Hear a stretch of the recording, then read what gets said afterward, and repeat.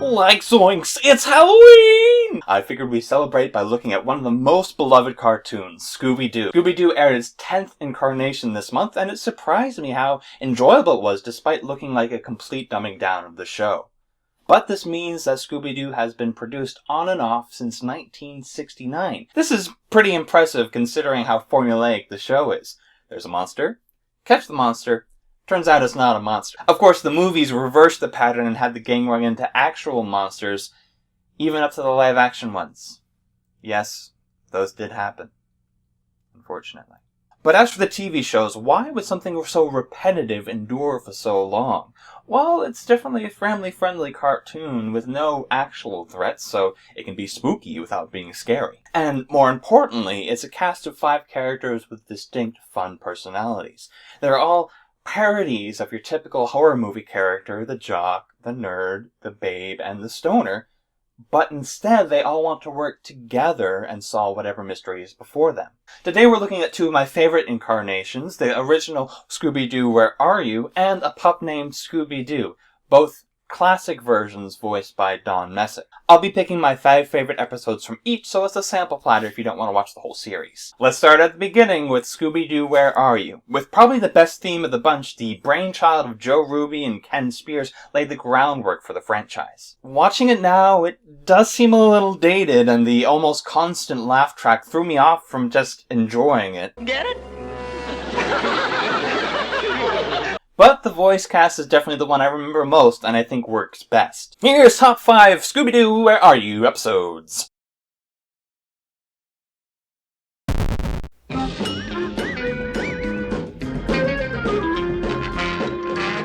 I feel like the actual pilot for the series, What a Night for a Night, is a little stiff as they were figuring out the formula. Castle in the Castle, however, is a much better spiritual beginning for the series. Within the first few minutes, we get Fred leading the crew into danger. What could have happened? Velma being a smarty pants. It's very simple. And Shaggy making a giant sandwich which Scooby then eats. Later in the episode, we even get Daphne being the damsel in distress, but that is short-lived. That only happens in movies! Here the laugh track actually worked and I found myself laughing along to it in a few places. I'm so scared. I wish I had a ham sandwich to calm my nerves. Well, what do you know? A ham sandwich. Wouldn't you know it needs some mustard? This has got to be my imagination, otherwise I'd be scared stiff. I think the reason it works so well to introduce Scooby-Doo is because they're facing off against a ghost. Not a clown ghost, but just a ghost. That makes so much sense to kick off the series. Thanks, man. It's alright.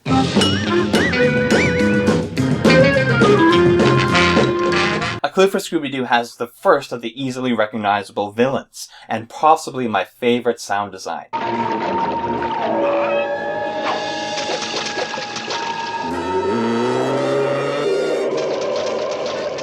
This episode takes the gang underwater for some near impossible shenanigans. Let's have a play-by-play. Scooby takes his oxygen line out, inflates his suit even though the pressure doesn't change, doesn't fill his suit with water, and then Shaggy pierces his suit with a harpoon, sending him in the opposite direction of the airflow. The horror, of course, is nowhere to be seen the rest of the episode. Cartoon logic at its finest! But then, later in the episode... Like no fire. I forgot matches don't light underwater. This episode also gets bonus points for not having an obvious villain. It's not him. Then, who is it?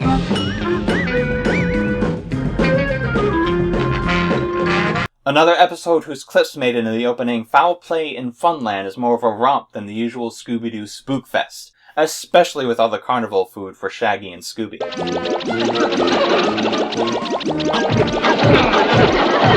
The episode also deviates from the formula because the monster is clearly just a robot. It's annoying that the gang insists on calling it a strange man throughout the episode. I just saw somebody. It's no one we know. That man. There's that strange guy, the stranger. But we wouldn't want to give away the big reveal, would we? Turns out this was one of the few times it's not some guy in a robot suit, but an actual robot. He's not human.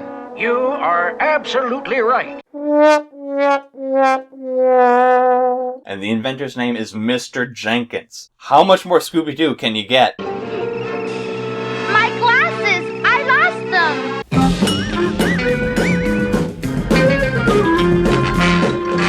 cheating a little bit here and picking 2 episodes where the gang faced off against classic horror movie villains. The first one, where they take down Mr. Hyde, poses an actual mystery, besides the presence of Dr. Jekyll. There are 2 options for the culprit, and there are compelling clues to incriminate both of them. Plus, the gang dressing up as copies of Mr. Hyde is a novel plan, and it actually works. And then you have a gaggle of galloping ghosts, where the gang faces off against Dracula, Frankenstein's monster, and the Wolfman all in one episode. What more could you ask for? The episode isn't so great in the mystery department, with only one person besides the gang making an appearance, so I wonder who it is.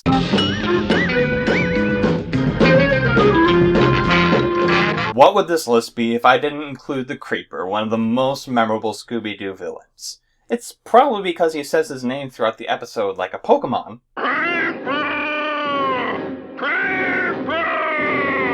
But regardless, he definitely has an appropriately creepy design. As a bonus, apparently the Creeper is actually based off a real horror movie icon, Rondo Hatton. This is an episode from the 2nd season of Where Are You?, which is when they introduced the pop song chase music that's become so synonymous with the series. This one is particularly disjointed from what's happening. I'm in love with an ostrich. All the neighbors complain, and you see, but she loves me. Can't help it if they don't understand it. Next up is a Pup Named ScoobyDoo, which is an even kid-friendlier version of the kid-friendly cartoon. The series ran from 1988 to 1991 with 30 episodes, which is quite impressive for a kid's show at the time. The fun thing about A Pup Named ScoobyDoo is that it frequently breaks the fourth wall to address the audience. It's almost a parody of the original show, which makes it a parody of the horror movie genre. The gang's personalities are a little shifted in this version, with Daphne being the one who doesn't believe in ghosts instead of Velma. She's also much more of a diva, calling on her butler Jenkins to do the most trivial things. But I just had my hair done today. Jenkins? Yes, Miss Blake. Be scared for me, would you? Right away, Miss Blake. Velma is definitely the most productive part of the gang, both deducing the answer to the mystery and coming up with a plan to catch the baddie. Jinkies! Fred is the most notably changed as he becomes obsessed with conspiracy theories like aliens and mole men, turning him into a lovable doofus. Spill the beans! I want to know who, what, where, when, why, and how! And of course the heart of the show is still Shaggy and Scooby, voracious appetites and all. They even make Shaggy, still voiced by Casey Kasem, the narrator of the show. You see, I have a paper route to deliver, so I always wake up early.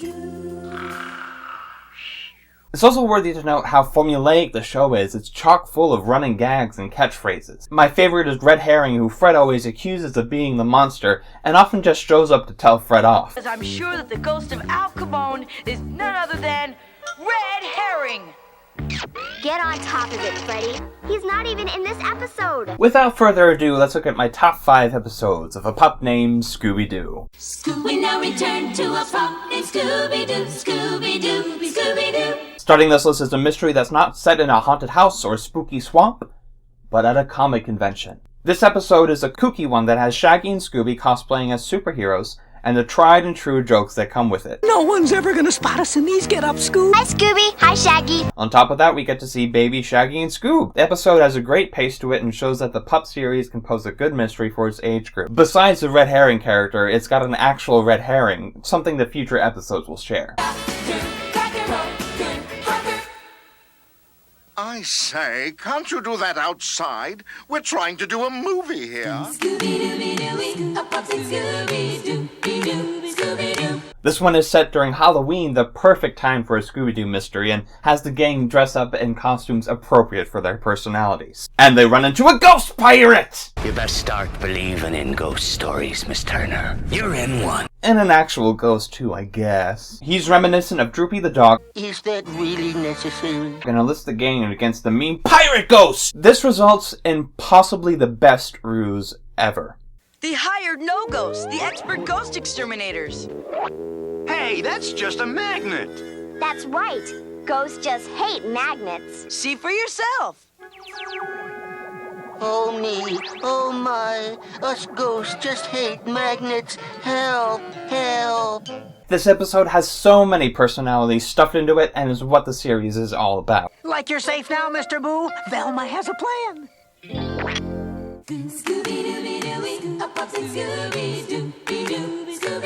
Zomba was a villain that stuck out to me watching the show as a youngin', playing to everybody's natural fear of clowns. The secondary characters are particularly amusing here, with each and every one of them sounding almost exactly the same. Joey, Jenny, Jolly, and Bart? Yeah, Bart always was a rebel. I feel like there's an implied inbreeding joke hidden in there, but that might just be my grown-up eye. Just like foul play in Funland, there are plenty of opportunities for hilarity to ensue, and the episode really capitalizes on that. Look, Pilgrim. It's Slapstick and Scooby! Just like the Creeper, one of the most recognizable villains to come from the show is a giant talking burger. Let me say that again. A giant talking burger. The subplot involving Shaggy and Scooby being angry at each other most of the episode can get annoying, and we miss out on their usual lighthearted hijinks, which is why I put this episode in the number 2 slot instead of 1. But I do love the running gag of El Greasy's offering a bucket of just about everything imaginable. Bucket of onions and bucket of glue, please. Phew, thanks. And the ending certainly does make up for the squabble throughout the rest of the episode. Like, actually, I guess I don't remember what we were fighting about. Do you, Scoob? Not really. This episode gets my top pick because it's the greatest crisis. The Scooby Snacks are at stake! And this episode has just so many genuinely funny moments. There's the direct TV address that would become so standard in the show. I'm sorry to announce that a cheesy monster has scared away all my workers. A greasy monster? No, a cheesy monster. The classic double take. No, just a cheese monster. Cheese monster! And it also includes Freddy's greatest conspiracy theory ever. Aha! Dried cheese on your shoes, huh? Yes, you can't help stepping in the stuff. It's on your shoes, too. Where? Maybe I did it. The villain is obvious from the beginning, yes, but there are other suspects that give him a run for his money. And considering there are much more obvious villains from the original show, I'll give it a pass. As per usual though, Scooby saves the day on this one, gobbling up the monster's costume. Wanted Cheddar Alive gets my top pick because it's a great blend of a lot of the running gags of the show and really showcases the different characters' personalities. Chinky! Wow, Scooby! A lifetime supply of Mr. Roqueford's brand new flavor. Bubblegum Scooby Snacks. Like no way, Daphne. This is just enough to last a whole day for a pup named Scooby-Doo.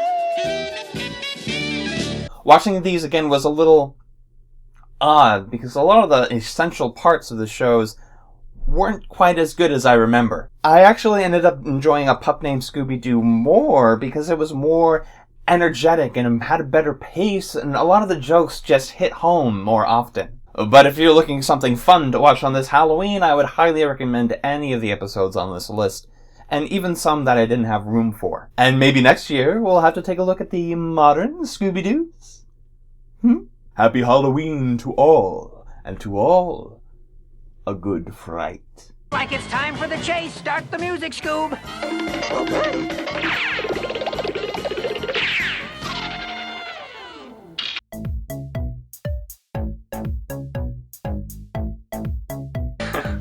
Oh, fun pop blah blah blah. Well, it's certainly family friendly. Family friendly.